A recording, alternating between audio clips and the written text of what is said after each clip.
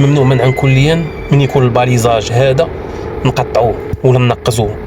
راه كيكون عنده واحد الدور مهم.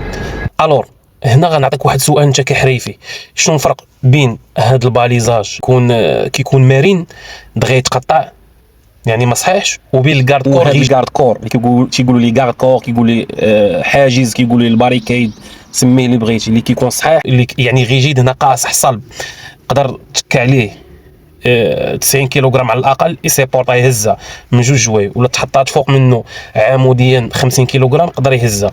الور شنو الفرق بيناتهم؟ وهدف هذا الفيديو هو انه اي واحد كيشوف هذا الباليزاج ما عندوش الحق ينقزو ولا يقطعو، خصو غير يشوفو يوقف. وفي نظرك علاش من تشوف الباليزاج خصك توقف وترد البال؟ الدراري هاد السؤال هو راه حيت شحال من واحد كيخلط بين الدور ديال الباليزاج وبين الدور ديال الكارد كور.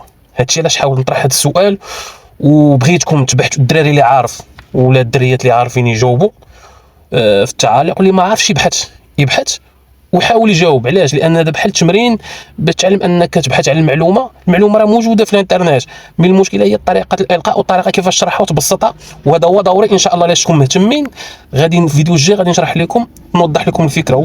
وهادشي اللي كندير مع الدراري اللي كيديروا الفورماسيون عندي ديال لاشيسو مره باش هو يتعلموا انه يبحث ويقلب على المعلومه. متفقين؟